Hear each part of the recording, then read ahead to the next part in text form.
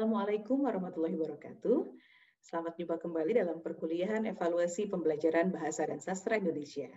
Baik, pada hari ini saya akan menyampaikan lanjutan materi pada pekan sebelumnya, yaitu mengenai analisis dasar nilai, ya, atau analisis penskoran. Baik, kali ini saya akan menyampaikan mengenai analisis tambahan, ya. Analisis tambahan selain Anda tentu nanti akan menganalisis rata-rata atau mean, ya, median, modus, begitu ya. Kemudian juga simpangan baku dari setiap data. Anda nanti akan melakukan analisis tingkat persentil, analisis Z-score, ya, dan analisis T-score, ya. Dan pada kesempatan kali ini saya akan membahas mengenai analisis persentil, analisis Z-score. Dan sebagai tambahan pada bagian ini saya akan menyampaikan materi mengenai bagaimana mengubah skor menjadi nilai. Baik, ya. Oke, sebelumnya saya akan jelaskan terlebih dahulu apa itu tingkat persentil. Ya, tingkat persentil adalah salah satu teknik, begitu ya, penganalisisan skor mentah untuk mengetahui kedudukan skor siswa di dalam kelompoknya dalam bentuk persentase. Jadi maksudnya begini, Anda sebagai guru tentu ingin mengetahui ketika siswa mendapatkan skor 64, dia posisinya berada di mana di antara teman-teman yang lainnya yang memiliki skor yang lain. Begitu ya. Jika skor persentil yang didapatkan itu ternyata 80, artinya ada 80% siswa yang mendapatkan skor di bawah siswa yang mendapatkan skor 64 tadi. Demikian pula artinya ada 20% siswa yang mendapatkan skor di atas, gitu ya, skor 64 tadi. Ya, jadi skor persentil ini bukan ditentukan berdasarkan jumlah jawaban benar tentu saja, tetapi berdasarkan persentase, begitu ya, yang dibandingkan dengan kelompok siswa yang lainnya. Jadi, jika didistribusikan ke dalam data yang kemarin, ada data distribusi skor kelompok tunggal, ya, distribusi kelompok bergolong, ya, distribusi skor bergolong, maka tingkat persentil juga sama. Jadi bisa dihitung ke dalam data distribusi tunggal, ya, kemudian juga dapat dihitung ke dalam data distribusi bergolong. Baik, saya akan membagikan cara penghitungannya. Baik ya, contohnya seperti ini ya. Pada pekan lalu kita mendapatkan data tabulasi skor distribusi tunggal seperti ini ya. Ada 40 orang siswa ya yang mendapatkan skor terendah 52, skor tertinggi 64. Ya, dengan frekuensi seperti ini, fx dan fx kuadratnya sudah dapat kita hitung seperti ini. Lalu bagaimana cara mencari TP, tingkat persentilnya? Ya, misalnya rumusnya seperti ini ya. Tadi sudah saya sampaikan rumusnya, distribusi tunggal itu TP sama dengan FB per N dikali 100. FB itu adalah jumlah frekuensi atau frekuensi kumulatif di bawahnya, atau jumlah frekuensi di bawah skor yang dihitung tingkat persentil. N itu jumlah subjeknya, sementara 100 itu bilangan tetap. Oke, jadi dengan demikian, jika Anda ingin mengetahui TP dari median, median masih ingat? Ya, skor tengah ya, skor tengah. Misalnya skor tengahnya itu ada 58, ya. Skor tengahnya itu ada 59, misalnya, begitu ya. Kemudian Anda ingin mengetahui, begitu ya, TP dari 59 itu berapa? Maka masukkanlah tinggal didistribusikan ke dalam rumus. FB-nya berapa? FB-nya adalah 4. 4 dari mana? Kita lihat, kita beri sorot ya. Ini angka yang ingin diinginkan itu adalah pada skor 59. Ini, maka frekuensi di bawah skor yang dihitung persentilnya adalah 4. Ya, ini dia skornya. Oke, ya. Ini FB-nya 4. Maka didistribusikan ke dalam rumus, N-nya 40 dikali 100, hasilnya 10. Artinya apa? Terdapat 10% siswa yang memiliki skor di bawah 59. Ya. Kemudian bagaimana dengan rata-rata? Ya, misalnya Rata-ratanya 58. Tinggal didistribusikan ke dalam rumus. EP-nya berapa berarti jika 58? 2. Ya. 2 berarti berapa? 2 per N, 2 per 40 dikali 100. Hasilnya 5. Artinya apa? Terdapat 5% siswa yang memiliki skor di bawah min atau rata-rata, di bawah 58. Gitu ya. Jadi mudah distribusikan ke dalam rumus. Lalu bagaimana dengan tabulasi skor distribusi bergolong? Tentu saja rumusnya sedikit berbeda. Ditambah dengan FP, setengah FP itu adalah jumlah frekuensi kelas interval yang akan dihitung tingkat persentilnya. Perlu perhatian karena ini adalah distribusi bergolong, kelasnya kelas interval, ya, skornya skor interval, maka dengan demikian TP-nya juga TP interval tentu saja ya. Tingkat persentilnya interval. Misalnya, Anda ingin mengetahui tingkat persentil interval untuk skor 40 sampai 45. Berarti yang ini ya. Oke, kalau begitu FB-nya berapa? FB-nya adalah 22. Dari mana 22? Dari 22 itu dari sini, dari F kumulatif. Sekali lagi, FB itu kan frekuensi kumulatif di bawahnya. Kalau dia tunggal, maka Anda tidak perlu untuk menghitung. Tetapi kalau untuk distribusi bergolong, Anda perlu menghitungnya. Dari mana cara penghitungannya? Penghitungannya adalah dari mengakumulasikan, mengkumulatifkan, begitu ya, frekuensi di bawahnya dengan frekuensi di atasnya. Ya, ini frekuensi yang paling bawah itu kan 2. Oke, saya ajukan kursor ke arah sini ya. Oke, saya perjelas. 2. Kita tulis F pertama yang paling bawah itu 2 ya, dari rentang 15 sampai 19. Kemudian F yang rentang di atasnya 3. Oleh karena itu 3 ditambah 2, jadi 5. Oke, 5 ditambah 5, 10. Begitu seterusnya ya. 6 ditambah 10, 16. 6 ditambah 16, 22. 22 dari sini. Jadi yang dimaksud dengan FB untuk distribusi bergolong adalah mengakumulasikan ya, menjumlahkan frekuensi dari yang terbawah sampai frekuensi yang teratas. Ya, dengan frekuensi yang ini ya, bukan yang ini. Ini hasil. Sehingga frekuensi kumulatif di bawah interval itu adalah 22. Jadi FB-nya 22, setengah FP. Nah, FP-nya itu adalah frekuensi intervalnya, yaitu berapa? 9. Ya, maka dimasukkan angka 9 setengah dikali 9 dikali 100 per N. N-nya 40. Ya, maka dengan demikian kita dapat menyimpulkan bahwa TP skor 40 sampai 45 itu 66,25. Artinya apa? Terdapat 66,5% siswa yang berada di skor bawah rentang 40 sampai 45. Ya, seperti itu. Baik, saya akan stop dulu. Kita akan lanjut dengan Z-score. Baik, selanjutnya tentang Z-score. Ya. Z-score ini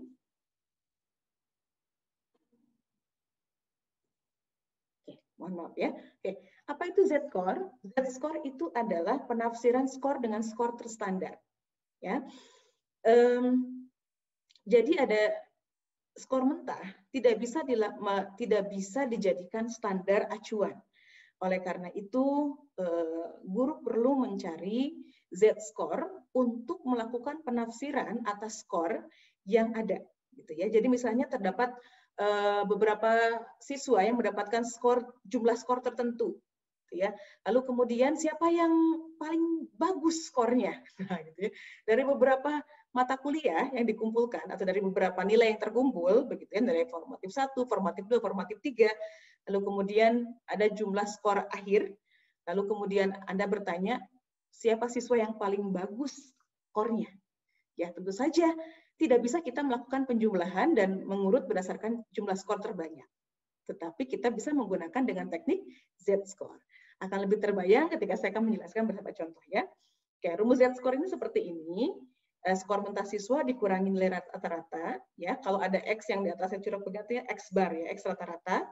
Kemudian dibagi simpangan baku. Mohon maaf ini S harusnya kecil ya. Baik, saya akan masukkan ke dalam contoh. Terdapat 6 misalnya ya, 6 data skor mahasiswa pada mata kuliah puisi, prosa, drama, menulis, membaca, berbicara.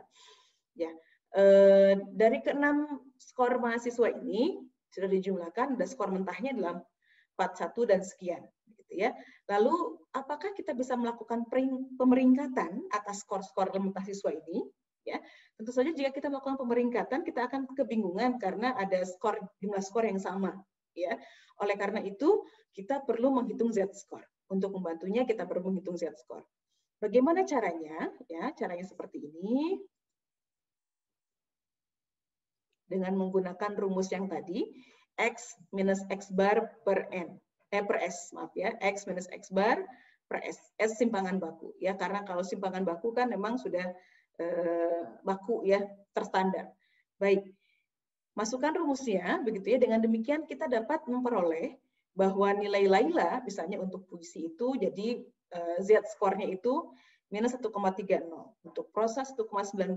Itu seterusnya ya. Sehingga ketika dijumlahkan, Z-skornya adalah 0,91. Begitu dengan Levitra, Nur, David, Fadli, dan Jasmine. Ya, semuanya mendapatkan Z-score yang beragam. Jumlah Z-score seluruh nilai harus selalu 0,00. Ya, karena standar deviasi itu selalu 0,00 jumlahnya. Baik, jika jumlahnya 0,0 maka Anda benar, begitu ya, Anda sudah menghitung dengan benar.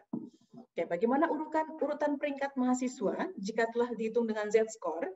Kita lihat jika dihitung dengan skor mentah, ya, dengan skor mentah, maka Laila peringkat 1, tetapi kita harus menduga-duga siapa kira-kira yang akan mendapatkan peringkat 2 dan 3. Ya, apakah Fitra atau Nur. Begitu juga dengan peringkat 5 dan 6. Tidak jelas siapa, begitu ya, apakah Fadli atau Jasmine. Oleh karena itu, dengan Z-score, ketika diurutkan dengan Z-score seperti ini, kita akan mendapatkan peringkat yang jelas. Ya. Oleh karena itu, Fitra mendapatkan peringkat 1, ya, Laila peringkat 2, David peringkat 3, Jasmine peringkat 4, Nur peringkat 5, dan Fadli peringkat 6. Mengapa bisa terjadi seperti ini? Karena terstandar dibandingkannya dengan simpangan baku, maka variasi nilai ini diperhitungkan. Ya, variasi ketercapaiannya diperhitungkan. Kita lihat bagaimana Fitra ya mendapatkan peringkat pertama. Mengapa Laila tidak mendapatkan peringkat pertama? Karena ada nilai yang variasinya terlalu anjlok, terlalu jauh ya. Nilai drama dia 98, nilai menulis dia 60. Tetapi kita lihat bagaimana Fitra nilainya semuanya hampir mirip ya, hampir sama. Itu juga dengan Nur, tidak ini ya, sama seperti itu. Baik. Nah, begitulah cara menghitung Z-score. Oke, saya akan stop sesi ini. Kemudian saya akan jelaskan kembali mengenai PAK dan PAN. Ya. Baik, teman-teman, tentu begitu ya, setelah kita menilai begitu ya, menghitung skor keseluruhan hasil ujian siswa, kita menghitung jumlah jawaban benar siswa, lalu kita akan mengubah skor mentah itu menjadi nilai, ya, menjadi nilai jadi. Dari kemarin kita belum membicarakan nilai jadi, kita baru membicarakan skor mentah. Ya, ada dua cara penghitungan nilai jadi. Ya, yang pertama adalah PAK, disingkatnya dalam bahasa Indonesia ya, penilaian acuan kriteria. Yang satu lagi PAN atau penilaian acuan norma. Ya, PAK artinya menafsirkan tes peserta didik dengan standar mutlak atau patokan kriteria yang sudah ditetapkan. Ya, jadi SKL-nya tetap, ya KKL-nya tetap. Ya, jadi misalnya di sebuah ujian negara, ujian nasional begitu ya, untuk ujian bahasa Indonesia itu SKL-nya atau nilai terendahnya itu harus 6,00. Di bawah itu tidak lulus. Nah, nilai 6,00 itu adalah standar acuan kriteria. Ya, yang patokan yang mutlak yang kalau tidak mencapai itu maka dianggap tidak lulus. Itu maksudnya ya. Akan tetapi permasalahan acuan kriteria ini berubah-ubah. Dari tahun ke tahun berubah. Mungkin meningkat ya, mungkin ada yang menurun seperti itu. Tergantung apa? Tergantung konvensi ya yang disepakati oleh lembaga atau institusi. Baik. Yang kedua, acuan norma. Nah, acuan norma ini artinya apa? Menafsirkan tes siswa dengan hasil tes peserta didik di dalam kelompoknya. Jadi bisa jadi kalau begitu antara satu kelompok siswa dengan kelompok siswa yang lain acuannya berbeda. Ya, acuannya berbeda, acuannya normatif. Jadi kalau misalnya di sini di kelas A itu nilai SKL-nya itu harus 8,00, di kelas B mungkin berbeda karena bisa jadi ditentukan oleh apa? Oleh kualifikasi siswa, input dan output-nya, begitu ya, ataupun ditentukan oleh hal-hal yang lainnya yang berkaitan dengan ketentuan atau kriteria yang dimiliki oleh sekolah. Baik ya. Ya, untuk acuan kriteria, misalnya kalau di perguruan tinggi itu kan yang paling lazim standar skala 4 ya. Jadi kalau 4 itu nilainya A artinya misalnya begitu ya, nilainya 3 itu adalah B, 2 itu C, 1 itu D. Ya, dengan keterangan baik sekali, baik, cukup, kurang. Nah, penentuan PAK skala 4 itu biasanya ditentukan oleh interval persentase tingkat penguasaan siswa. Jadi dari misalnya dari skor 62 dengan dari 75 butir soal yang disediakan oleh guru, begitu ya. Berapa persentasenya, lalu berapa nilainya? Ini mudah, tinggal dikalikan saja ya, berarti 62 per 75 dikali 100%. Misalnya 83% hasilnya. Nah, 83% itu berada di mana rentangnya? Oh, berada di rentang 76 sampai 85. Artinya nilai skalanya 3, nilai hurufnya B, keterangannya dia adalah baik. Begitu ya? Mudah bukan? Lalu bagaimana jika skalanya skala 10? Kalau di sekolah kan biasanya tidak skala 4 ya, skala nilai 1 sampai 10 atau 1 sampai 100. Maka kita bisa mengubahnya seperti ini. Ya, dengan per 10. Ya, jadi kalau misalnya persentasenya tadi 83, berarti dari di sini ya, rentang 76 sampai 85, berarti nilainya 8. Ya, keterangannya baik. Baik. Seperti itu ya. Sangat mudah. Akan tetapi memang luar biasa jarang sekali begitu ya di sebuah kelas, bahkan di sebuah sekolah, guru-guru menetapkan dengan standar PAK ya, dengan standar kriteria. Mengapa? Karena mungkin bisa jadi akan banyak siswa yang tidak lulus begitu dengan skala yang sangat yang sangat mutlak ini. Oleh karena itu, begitu ya, kebanyakan dari guru lebih banyak menggunakan standar normatif, ya, karena gurunya manusiawi ya, gurunya baik-baik, jadi menggunakan standar normatif, nilai ditentukan dari kualitas dan kualifikasi di kelompok yang ada. Baik, contoh PAN skala 4. Ya, jika di sebuah kelas itu ada siswa 48 orang, ya. Lalu setelah dihitung ya keseluruhan sigma X-nya atau jumlah total nilainya ada 1695 dan sigma X kuadratnya setelah dikuadratkannya itu adalah 62.871, maka berapa simpangan baku, berapa X barnya rata-ratanya. Nah, jadi kalau span maka harus dicari simpangan baku dan rata-ratanya. Baik. Nah, jika skala 4, maka rumusnya seperti ini ya. Maka ini jumlah totalnya harus 4 nih. Skala sigmanya harus 4 dari plus 1,5 sampai minus 1,5 ya. 0 ya, jumlah total harus 0. Nah, kemudian skala angkanya rumusnya begini. X bar kalau dia positif berarti plus 1,5 dikali simpangan baku. Ya, jadi ini adalah nanti menjadi skala angka minimumnya di sini. Di skala angka minimum tersebut, siswa akan mendapatkan nilai A ya dengan skala 4. Gitu ya. Baik. Kaliannya 48 kan? Sigma X-nya sekian, sigma X kuadratnya sekian. Kita hitung rata-ratanya dengan rumus tentu saja ya. Sigma X per N kan? Jadi sigma X-nya ini koma ya. Jadi dia koma 35,31, lalu skor rata-ratanya 35,31 dan simpangan bakunya 7,93. Nah, dengan demikian kita bisa masukkannya ke dalam rumus ini. Jadi 35,31 plus positif 1,5 dikali 7,93.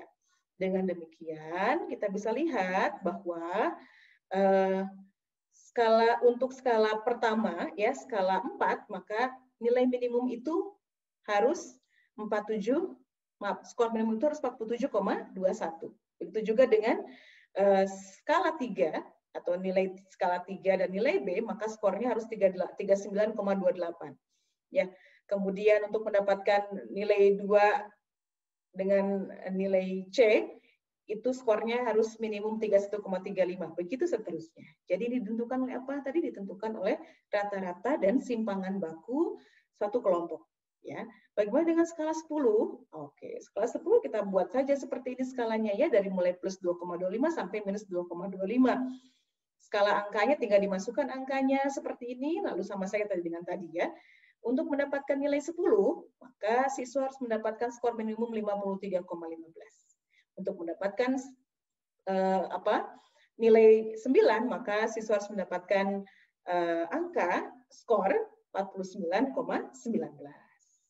Begitu seterusnya, dan tentu saja begitu ya, sebagian besar guru lebih banyak menggunakan penilaian acuan normatif karena lebih normatif ya, karena dibandingkan dengan kualifikasi siswa pada kelompok tersebut.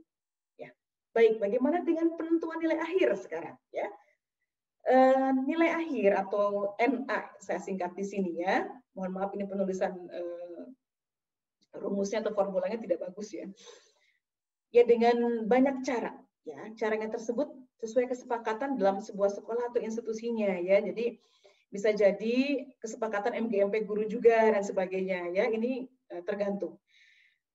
Namun saya akan berikan contoh saja ya. Misalnya ada dua nilai yang dikumpulkan, itu ada bentuk formatif, tugas formatif, dan ada tugas sumatif. Formatif itu adalah misalnya ulang-ulangan harian begitu ya, dan UTS.